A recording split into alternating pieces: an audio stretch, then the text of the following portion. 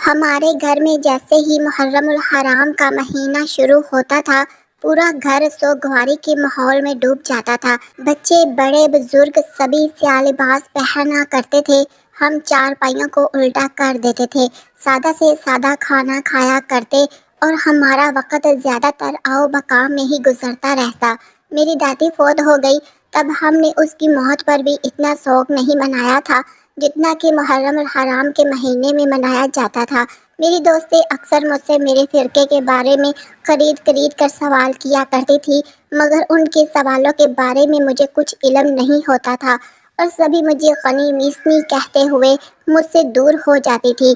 اور پھر جیسے جیسے میری کلاسز بڑی ہوتی گئی ویسے مجھے اس بات کی باقاعدہ سمجھ آنے لگی کہ میرے فرقے کے لوگوں سے باقاعدہ نفرت کی جاتی ہے۔ ایک بار محرم الحرام کا مہینہ شروع ہوا تو میں سیاہ لباس اتار کر سادہ یونیفارم پہن کر اسکول جانے کے لیے تیار کھڑی تھی، جب ماں نے میرے بازو پر ایک سیاہ رنگ کی پٹی باندھ دی اور کہا کہ محرم کا مہینہ شوق کی علامت ہے، اس لیے اسے لباس کو اپنی معمول کی روٹین کا حصہ بناؤ۔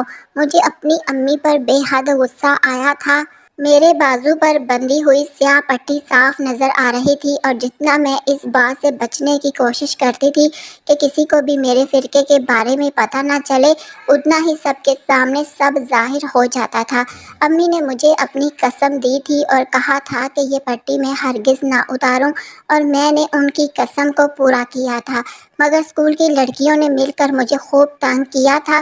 ایک لڑکی میرے پاس آ بیٹھی اور کہنے لگی، سچ سچ بتاؤ، تم لوگ جو نیاز بانٹتے ہو اس میں تھوک ملا کر دیتے ہو نا؟ اس کی یہ بات سن کر میں تڑپ اٹھی تھی۔ میں نے کہا کہ ہم لوگ مسلمان ہیں، ہم اللہ اور رسول صلی اللہ علیہ وآلہ وسلم اور ان کے نواسوں کے نام پر نیاز دیتے ہیں، تو ہم اس میں تھوک ملا کر کیوں دیں گے؟ تب سب لڑکیاں زور زور سے ہنسنے لگی۔ میں اپنے فرقے کے لوگوں کے منہ سے قرآن پاک سنا کرتی تھی۔ ہمارے فرقے میں بہت سارے لوگ حافظ قرآن بھی تھے، مگر ان کے بارے میں جو حقیقت بیان کی جاتی تھی وہ میرے رونگٹے کھڑے کر دیتی تھی۔ کچھ لڑکیاں میرے پاس آ کر بیٹھ جاتی اور مجھ سے شام غریبہ کے بارے میں سوال و جواب کرنے لگتی۔ ایسا نہیں تھا کہ ہر لڑکی ہی یہ سب کیا کرتی تھی، مگر کچھ لڑکیاں تو باقاعدہ میرے پیچھے پڑی ہوئی تھی، جو مجھ سے میرے فرقے کے متعلق خرید کر سوال کیا کرتی تھی، اور اگر کبھی میں کسی سوال کا جواب دے دیتی تو میرا مذاق اڑایا کرتی تھی۔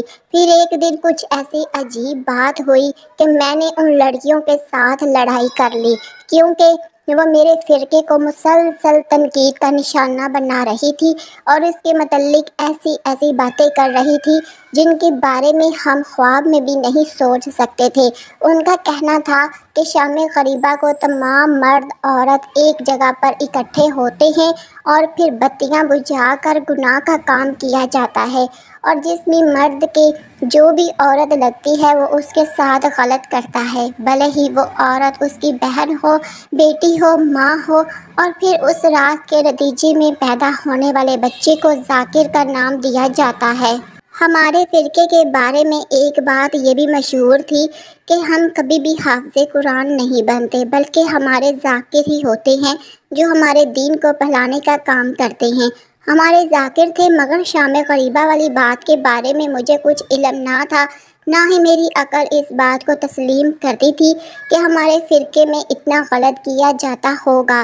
میرے گھر والے نماز روزے کی باقاعدگی کیا کرتے تھے۔ میں نے کبھی بھی اپنے بابا بھائیوں کو کوئی نماز چھوڑتے ہوئے نہیں دیکھا تھا، اور ہمارے گھر کی خواتین کا بھی یہی عالم تھا۔ سبھی انتہائی شریف پردے دار تھی، ان کی کبھی بھی باہر کے مردوں کے ساتھ کوئی تعلقات نہیں رہے تھے۔ وہ اپنے گھر کی چار دیواری تک محدود تھی، جہاں پر وہ اسلام کے احکام کو سختی سے مانا کرتی تھی۔ ایسے میں باہر کے لوگوں کی باتیں مجھے کسی اور کے بارے میں ہی محسوس ہوتی تھی۔ اب میں اس چیز کو سمجھنے لگی تھی، اس پر غور کرنے لگی تھی، اور کہیں نہ کہیں مجھے سب لوگوں پر غصہ بھی آ جاتا تھا، اور اسی وجہ سے آج میں امام بارگاہ میں شام غریبہ منانے کے لیے آئی تھی، اور اپنے ساتھ ہینڈ فری یا فون وغیرہ کچھ لے کر آئی تھی جو میں کانوں میں لگا کر شام غریبہ کے بارے میں مزید کچھ جاننے سے بچ سکتی۔ اور مجھے اسی بات کا ہمیشہ افسوس رہے گا کہ میں نے وہاں موجود شور و غب اور پھیلی ہوئی افراتفری کو نظر انداز کر دیا تھا اور امام بارگاہ سے باہر نکل آئی تھی۔ اور شاید اسی وجہ سے میرے ساتھ وہ سب ہوا تھا کہ ان 4 مردوں نے مجھے پکڑ کے ایک طرف گھسیٹنا شروع کر دیا تھا اور میرے ساتھ پھر بچپن سے میں نے امام بارگاہ کے اندر منائی جانے والی شام غریبہ کے بارے میں کچھ بھی نہیں سنا تھا۔ وہ سب سچ بن کر میرے سامنے آیا تھا اور اس وقت میں اپنی اجڑی ہوئی حالت کو دیکھتے ہوئے پھوٹ پھوٹ کر رو رہی تھی۔ مجھے کچھ بھی سمجھ نہیں آ رہا تھا۔ میرے ماں باپ، بہن بھائی اور دیگر رشتہ دار جو مجھے یہاں پر لے کر آئے تھے وہ سب کہاں تھے؟ میں جہاں پر پڑی تھی وہیں پر میں نے خود کو سمیٹا اور پڑی رہ گئی، کیونکہ مجھ میں اٹھ کر چلنے کی ہمت بھی نہیں تھی۔ گھر آ کر میرے دل کو سکون نہیں ملا تھا۔ میری امی ابو نے مجھے وہاں سے اٹھا لیا تھا اور انہیں لگا تھا کہ شاید شام غریبہ کو میں نے پہلی بار سنا ہے، اس لیے میرا یہ حال ہے، کیونکہ امی اس بات سے واقف تھی کہ میں کبھی بھی شام غریبہ نہیں مناتی تھی اور نہ ہی اس بات پر راضی ہوتی تھی کہ میں وہاں جا کر شام غریبہ مناؤں، بلکہ میں ہمیشہ اپنے ساتھ ہینڈ فری رکھا کرتی تھی تاکہ وہاں جا کر لگا سکوں، اور امی کو اس بات پر کوئی اعتراض نہیں ہوتا تھا۔ انہیں لگتا تھا کہ میں بچنے کی وجہ سے ایسا کر رہی ہوں۔ جیسے جیسے بڑی ہوتی جاؤں گی سب ٹھیک ہو جائے گا۔ میں اپنے فرقے کے متعلق جن غلط فہمیوں کا شکار ہوں بس اب دور ہو جائیں گی، مگر ایسا ہونے کی بجائے مجھے میرے فرقے کی اصلیت پتہ چل گئی تھی، جس نے مجھے توڑ کر رکھ دیا تھا۔ شام غریبہ کے بارے میں جو لوگ کہتے تھے وہ سب سچ تھا، مگر پھر کچھ ایسا ہوا کہ میرے یہ تمام خیالات اس بارے میں بالکل بدل گئے تھے۔ 1 مہینہ گزرا تھا کہ میرے ساتھ ہوئے اس واقعہ نے اپنے رنگ دکھانے شروع کر دیے تھے اور پھر میری طبیعت دن بہ دن خراب رہنے لگی۔ میں بہت زیادہ نڈھال ہوتی جا رہی تھی اور جب تک امی کو اس بارے میں خبر ہوئی تب تک بہت دیر ہو چکی تھی۔ امی نے مجھے مار مار کر میرا حشر بگاڑ دیا تھا۔ میں جب پہلے اپنی زبان کو بند رکھے ہوئے تھی، امی کی اس مار پیٹ پر میں نے ان کے سامنے ڈٹ کر کھڑی ہو گئی اور کہنے لگی کہ یہ سب آپ لوگوں کی وجہ سے ہی ہوا ہے۔ میں ہمیشہ ہی محرم میں منائے جانے والے اس سوگ اور شام غریبہ سے نفرت کرتی تھی، مگر آپ لوگ زبردستی مجھے وہاں پر لے کر جاتے تھے، اور اب آپ لوگ نتیجہ دیکھ لیجئے، میری پوری زندگی برباد ہو گئی ہے۔ آپ تو ہمیشہ ہی شام غریبہ منا کر خیر و عافیت لوٹ آتی ہیں، آپ نے کبھی کوئی ذاکر پیدا نہیں کیا، لیکن مبارک ہو آپ کو کہ میں ذاکر پیدا کرنے جا رہی ہوں۔ میری بات سن کر میری امی نے چہرے پر پھر سے تھپڑ دے مارا تھا اور ہارے ہوئے انداز میں وہیں بیٹھ گئی تھی، اور پھر انہوں نے جو کچھ مجھے بتایا تھا اس پر یقین کرنا میرے لیے ممکن نہیں تھا، اس لیے شاید مجھے سال پر انتظار کرنا تھا، مگر اب جو مصیبت میرے گلے پڑ گئی تھی اس سے نکالنے کے لیے تو تنقید کرنے لگی۔ میں نے تو انہیں سختی سے منع کر دیا تھا، بلکہ سب کو کہہ دیا تھا کہ اگر کسی نے بھی میرے ساتھ زور زبردستی کرنے کی کوشش کی تو میں اپنی جان دے دوں گی، مگر ان لوگوں کی بات مانوں گی، دنیا کو پتہ چلنے دے ان کا اصلی چہرہ کیا ہے۔ میرے گھر والے میری بات پر بہت پریشان ہوئے تھے، مگر میں بچپن سے بہت ضدی تھی، اپنی ہر بات کو پورا کر کے دم لیتی تھی، اس لیے سبھی کو خاموش رہنا پڑا، اور پھر مجھے دور دراز کے علاقے میں میری پھپھو کے ہاں بھیج دیا گیا، جہاں پر میں نے ایک خوبصورت اور صحت مند بیٹے کو جنم دیا تھا، مگر میں نے اس کو دیکھتے ہی اپنے نظریں پھیر لی تھی، کیونکہ وہ بچہ نہ ہی تو خوشی کی علامت تھا اور نہ ہی میری جائز اولاد تھا۔ میں 19 سال کی عمر میں ماں بن چکی تھی، مگر ایک ناجائز بچے کی جس کا باپ کون تھا مجھے اس کے بارے میں بھی نہیں خبر تھی۔ کبھی کبھی مجھے یہ سوچ کر خوف آتا کہ کہیں میرے بھائیوں میں سے ہی تو کوئی اس کا وارث نہ ہو۔ حالانکہ امی نے کہا تھا کہ میں اپنے دل سے یہ غلط فہمیاں نکال دوں، مگر مجھ پر جو بیت گئی تھی وہ مجھے یہ سب سوچنے پر باز نہیں رہنے دیتی تھی۔ میری بچی کو میری پھپھو کے ہاں چھوڑ کر میری امی ابو آئے تھے اور مجھے واپس لے گئے تھے۔ مگر اس واقعہ کے بعد بہت ہی گم سم ہو گئی تھی۔ مجھے کبھی کبھار اپنے بچے کی بہت ہی یاد آتی تھی۔ اسے میں دل سے خروچ کر پھینک دینا چاہتی تھی۔ اپنے گھر والوں سے بھی کوئی بات نہیں کیا کرتی تھی، کیونکہ مجھے اس سارے واقعہ کے ذمہ دار وہی لگتے تھے۔ میرے دل میں ہر وقت ایک طوفان اٹھا رہتا تھا اور میری صحت تھی کہ دن بہ دن گرتی جا رہی تھی۔ تقریباً 3 ماہ ہو چکے تھے میں اپنی پھپھو کے گھر واپس آئی تھی، مگر نہ ہی تو میں اپنے بچے کا نام لیا تھا اور نہ ہی کسی سے کبھی بات چیت کرنے کی کوشش کی۔ محرم شروع ہوا تو ایک بار پھر سے میری وحشتوں میں اضافہ ہونے لگا۔ مجھے لگا سال بھر پہلے والی شام غریبہ پھر سے میرے سر پر آن کھڑی ہوئی ہے۔ میں وحشت زدہ ہو کر اپنے گھر سے نکل گئی۔ میں نے اس وقت سیاہ چادر سے اپنا چہرہ چھپا رکھا تھا۔ میرا رخ اپنی ایک دوست کے گھر کی طرف تھا۔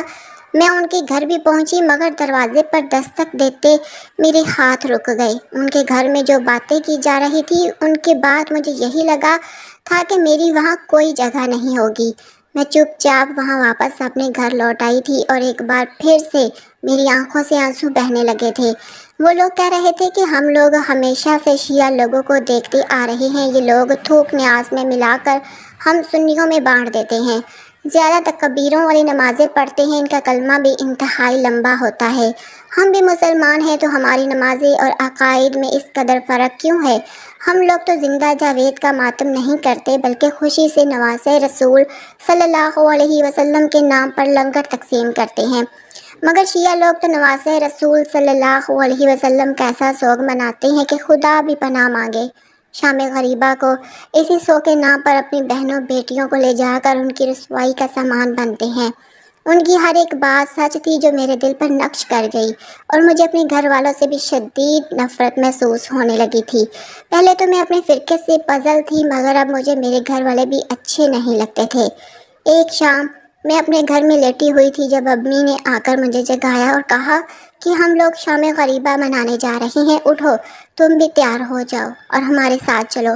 میں نے بہت سخت نظروں سے امی کی طرف دیکھا اور کہا تھا کہ ایک بار میری زندگی برباد کر کے آپ لوگوں کے چین نہیں پڑا کہ ایک بار پھر سے مجھے لے کر جانا چاہتی ہیں۔ اب آپ اپنا ذاکر پیدا کروانے کے لیے کسی اور کا انتخاب کریں، کیونکہ میں آپ کے ساتھ نہیں جاؤں گی۔ میری بات سن کر امی نے مجھ پر بہت سختی کی تھی اور کہا تھا کہ میں کچھ ہی منٹوں میں تیار ہو کر ان کے ساتھ چلوں اور آج اپنی آنکھوں سے دیکھ لوں یہ شام غریبہ میں ہوتا کیا ہے۔ پہلے تو وہ میرا بچپنا سمجھ کر نظر انداز کرتی آئی تھی، مگر اب مجھے شام غریبہ کو منانا ہوگا اور وہیں بیٹھ کر سب کچھ دیکھنا ہوگا۔ امی کے سامنے میں زبان چلا لیا کرتی تھی، غصہ بھی کر لیا کرتی تھی، مگر جب وہ فیصلہ کر لیتی تھی تو اٹل ہوتا تھا۔ میری ان کے سامنے نہیں چلتی تھی۔ اس وقت بھی ایسا ہوا تھا، میں شدید بے بسی کے عالم میں اٹھی اور سیاہ لباس پہن کر لوگوں کے ساتھ جانے کے لیے تیار ہو گئی، اور جیسے ہی ہم نے امام بارگاہ کے اندر قدم رکھا میری سانسیں جیسے سینے میں ہی اٹکنے لگی۔ مجھے کوئی وحشت ناک منظر ایک بار پھر سے یاد آنے لگا جب ان 4 مردوں نے مل کر میری عزت کو تار تار کر دیا تھا۔ مجھے یاد آیا کہ میں نے امی لوگوں کے سامنے اس شام کتنا احتجاج کیا تھا کہ میں شام غریبہ منانے کے لیے نہیں جاؤں گی، مگر انہوں نے میری ایک نہیں سنی تھی اور مجھے یہاں پر لا کر ہی دم لیا تھا، جس کا نتیجہ میں آج تک بھگت رہی تھی۔ اب تک اپنی زندگی میں نارمل نہیں ہو پائی تھی کہ ماں بننے کے باوجود میں اپنے بچے کو کوستی، حالانکہ میں نے اس بچے کو ویسے ہی تکلیف برداشت کر کے جنم دیا تھا جیسے کہ کسی جائز بچے کو اس کی ماں تکلیف برداشت کر کے جنم دیتی ہے۔ مگر مجھے ایسا لگتا تھا جیسے میں اس بچے کا نام بھی لوں گی تو ناپاک ہو جاؤں گی۔ مجھے میرے بچے کی یاد آتی تھی تو دل پر جبر کر لیا کرتی تھی، مگر امام بارگاہ میں قدم رکھتے ہی جیسے میرے زخم پھر سے تازہ ہو گئے تھے۔ میں جو تھوڑا بہت سنبھل گئی تھی ایک بار پھر سے اسی دوراہے پر آ کھڑے ہوئی تھی۔ مجھے چاروں طرف وہی منظر دکھائی دے رہا تھا کہ 4 لوگ مجھے دبوچے ہوئے ہیں اور میری عظمت دری کر رہے ہیں، اور میں بے بس چیخ ہو رہی ہوں۔ مجھ پر حد بیانی کیفیت جاری ہونے لگی، مگر میری امی اور بہن نے مجھے سختی سے پکڑ رکھا تھا۔ انہوں نے مجھے اپنے درمیان میں بٹھا لیا تھا۔ جب ایک بار پھر سے پورے کمرے کی تمام بتیاں بند ہو گئی تو مجھے ہر طرف اپنی عزت لوٹنے کا منظر دکھنے لگا۔ پھر سامنے ہی تیز سی روشنی جلا دی گئی جسے بعد مدھم کر دیا گیا تھا۔ وہاں پر ایک مولانا صاحب تشریف لے آئے اور جیسے ہی انہوں نے بولنا شروع کیا میری آنکھوں سے بھی آنسو بہنے لگے۔ میں بے بسی کے عالم میں رونے لگی۔ مجھے پتہ ہی نہیں چلا کہ کب شمع غریبہ کی آو بقا میں میری سسکیاں بھی شامل ہو گئی۔ وہ جو کچھ کہہ رہے تھے وہ ایک ایک لفظ میرے دل پر کندہ ہو رہا تھا۔ مولانا صاحب نے بولنا شروع کیا۔ ان کا بیان کچھ اس انداز سے شروع ہوا تھا: حضرت امام حسین رضی اللہ تعالیٰ عنہ کی شہادت ہو چکی ہے اور کنبہ حسنین رضی اللہ تعالیٰ عنہ کا لٹا پھوٹا قافلہ خدا کے حضور سجدہ شکر ادا کر رہا ہے۔ نواز رسول صلی اللہ علیہ وسلم کے خاندان کے بچے ہوئے افراد کو زنجیروں میں قید کر کے کوفے کی گلیوں میں پھرایا جا رہا ہے۔ حضرت امام حسین رضی اللہ تعالیٰ عنہ کے جسم کی اعضاء کی بے حرمتی کی جا رہی ہے۔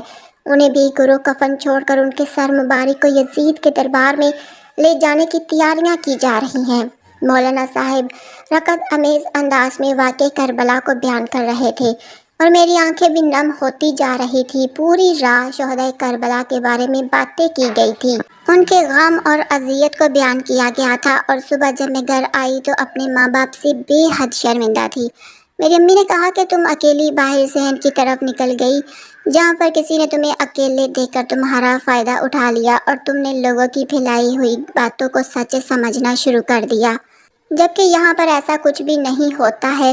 ہم نہ تو نیازوں میں تھوک ڈال کر کسی کو تقسیم کرتے ہیں، سب کے اپنے اپنے عقائد ہیں، ہم کسی کے عقائد کے بارے میں بات نہیں کرتے تو نہ جانے لوگوں کو ہم سے کیا پرخواہش ہے کہ ہمیشہ ہمارے عقیدے کو غلط بنا کر پیش کرتے ہیں۔ سب کا غم منانے کا اپنا انداز ہوتا ہے۔ اگر ہم نواز رسول صلی اللہ علیہ وسلم کا غم مناتے ہیں تو اس دن لوگوں کو نہ جانے کیا تکلیف ہوتی ہے، جبکہ اپنے اہل و عیال کے مرنے پر سب لوگ اتنے غم زدہ ہو جاتے ہیں کہ کئی کئی دن گھروں کو سوگ میں ڈالے رکھتے ہیں۔ کیا ان کے نزدیک غم حسین کی اتنی بھی اہمیت نہیں ہے کہ کچھ لوگ دنوں تک اپنی خوشیوں کو ایسی پشتے ڈال کر ان دنوں کو امام حسین کی یاد میں گزار دے؟ امی کی باتیں میرے دل پر اثر کر رہی تھی اور مجھے اپنے عقیدے کے متعلق پھیلائی گئی تمام غلط باتیں اب غلط ہی لگ رہی تھی، کیونکہ میں نے شمع غریبہ منائی تھی اور میں نے دیکھ لیا تھا کہ وہاں پر ایسا کچھ بھی نہیں ہوتا۔ میرے ساتھ جو کچھ بھی ہوا تھا وہ میری غلطی تھی اور نہ جانے کون لوگ تھے جنہوں نے میرے ساتھ وہ سب کچھ کر دیا تھا، اور میں نے ان سب کا قصور بھی اپنے فرقے کے لوگوں کے سر پر رکھ دیا، کیونکہ میں بچپن سے ہی ایسی منفی باتیں سن کر بڑی ہوئی تھی اور نہ جانے کب سے میرا ذہن بھی ایسا منفی ہو چکا تھا۔